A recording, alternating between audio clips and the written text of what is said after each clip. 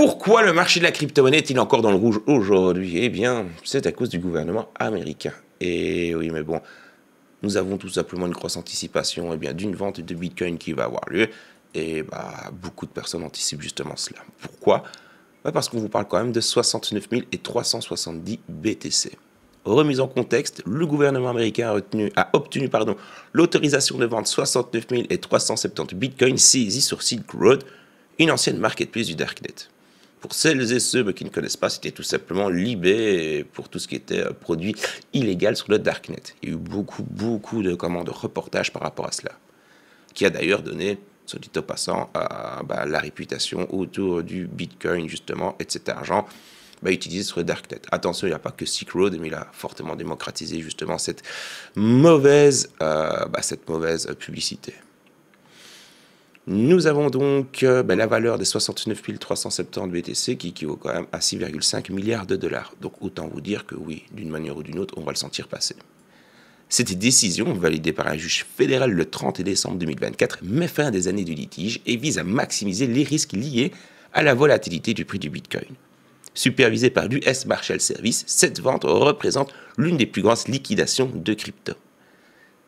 Encore une fois, on parle en saisie de l'histoire, chose illégale, petite remise au contexte.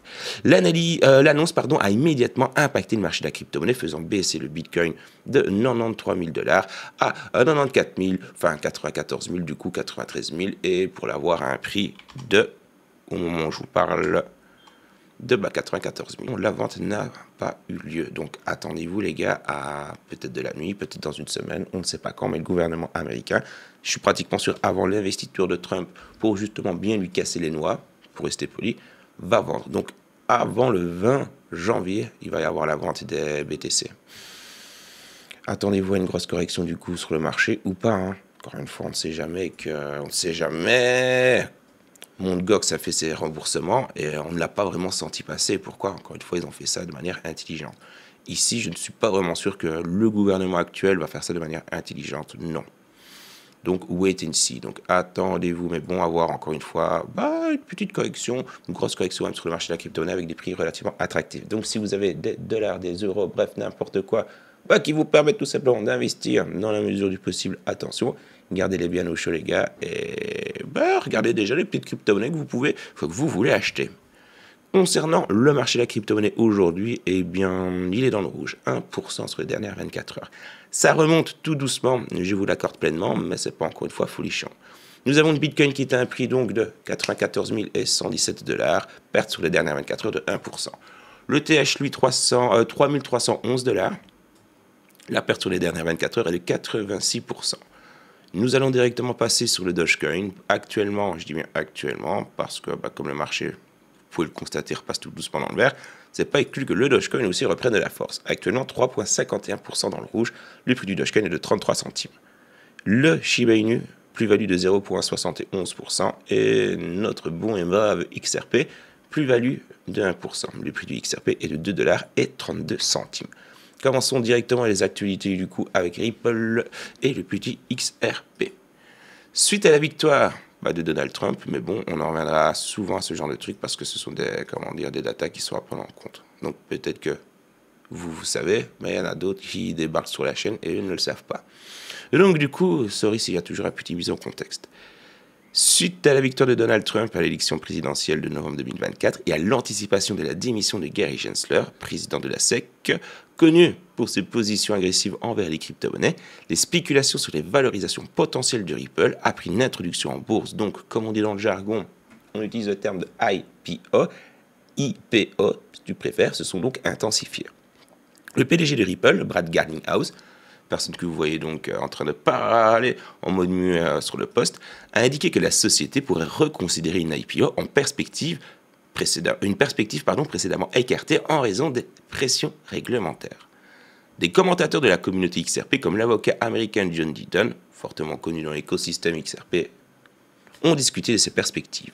Nous avons Nietzbuz, un imminent commentateur, qui propose que Ripple pourrait être valorisé à 3 fois la valeur actuelle de ses avoirs en XRP, similaire à la manière dont MicroStrategy valorise ses actifs. Deaton a évoqué que si le XRP sortait de sa phase de consolidation actuelle, sa capitalisation boursière pourrait atteindre 5 milliards de dollars, se positionnant ainsi le XRP au-dessus de l'ETH en termes de capitalisation boursière et du coup devenant ainsi la deuxième plus grande crypto-monnaie. À un prix de 8,72 centimes pour le XRP, les avoirs de Ripple en XRP pourraient valoir 348,8 milliards de dollars, suggérant une valorisation théorique de plus de 1 trillion de dollars pour Ripple si on applique le multiple de valorisation de MicroStrategy, donc de x3. Cependant, Deaton souligne que ces estimations ne sont que spéculatives actuellement et sans garantie, envisageant une IPO de Ripple pour fin 2025, voire début 2026. Attendons déjà le TF Bitcoin Spot, mais bon, à mon avis, je vous dis, il va arriver plus vite que prévu, donc préparez bien vos XRP in the pocket. Préparez bien vos XRP in the pocket, petit conseil. Parlons un petit peu maintenant du XRP d'un point de vue un petit peu plus technique, entre guillemets, et entendons le son de cloche de The Great Maths B. Le XRP affiche une remarquable résilience malgré un marché baissier, restant au-dessus de ses niveaux de support clés et évitant ainsi une incursion dans le nuage de Ichimoku quotidien, ce qui est perçu comme un signal haussier fort. L'analyste Matt Hughes prévoit une envolée potentielle à 9 $, soit une petite augmentation de 288% par rapport à son cours actuel de 2,30 $.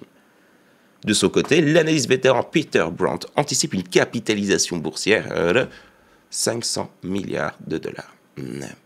Grâce à un modèle technique de demi-drapeau mât sur le graphique hebdomadaire pouvant mener le XRP à 8,74 $. Si ce modèle se valide dans les 6 semaines, ces projections tout simplement reflètent un optimisme alimenté par une solide technique et la confiance du marché envers le XRP. Et pour aujourd'hui, mais bon, que vous repart dans le rouge, apparemment, il faudrait surveiller les 2,17 $, mais bon, et si vraiment on repart un petit peu plus deep, va falloir surveiller les 2 $, les gars, voire 1,96 centimes. Ça, c'est toujours au final le même, entre guillemets, niveau de support qu'il faut avoir à l'œil. Et si on arrive à franchir les 2,50 $, on peut s'attendre apparemment à avoir le XRP à 2,72 $. Encore une fois, toujours prendre ça avec des pincettes, les gars. Avant de se quitter, je voulais vous partager le petit rapport annuel que j'ai eu sur BitGet. Quand je vous dis que j'utilise la plateforme depuis un petit temps, ce n'est pas les cracks, mais bon, vous allez le constater de par vous-même. On va directement passer sur la première petite, j'ai envie de vous dire, scroll que nous permet de faire la petite story. Et en gros, on peut voir que j'ai rencontré pour la première fois BitGet le 9/7 en 2023.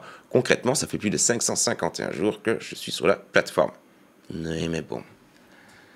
Ensuite, nous avons l'information que j'ai tradé 127 crypto-monnaies au total.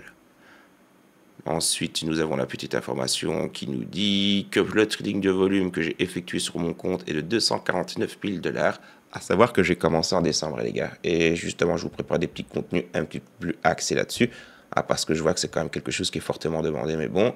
Et en cette période-ci, comme je vous dis, je m'essaye de temps à autre, ce genre de pratique. Ouais, il y a littéralement de faire de l'argent. Il y a moyen de faire de l'argent, donc ma foi. Voilà. Sur BitGet, je détiens du Bitcoin depuis plus d'1 an. 1 an et 1 jour, pour être un petit peu plus précis, mais bon, 366 jours. Les mêmes coins tendance cette année-ci sur la plateforme étaient le Doge, le Dogs et le Bongs. Le Bongs, j'ai tradé début d'année, mais bon, parce que j'avais fait une sacrée plus-value, mais pas vraiment tradé le Bongs. Par contre, le Doge et le Dogs, ma foi, ouais. Ensuite, nous avons... si ça, c'est vrai que c'est intéressant. Nous avons les BGB, mais bon. Le BGB a progressé de 1294% cette année. Vous avez détenu du BGB pendant 366 jours. Mais bon, le long terme, ça paye.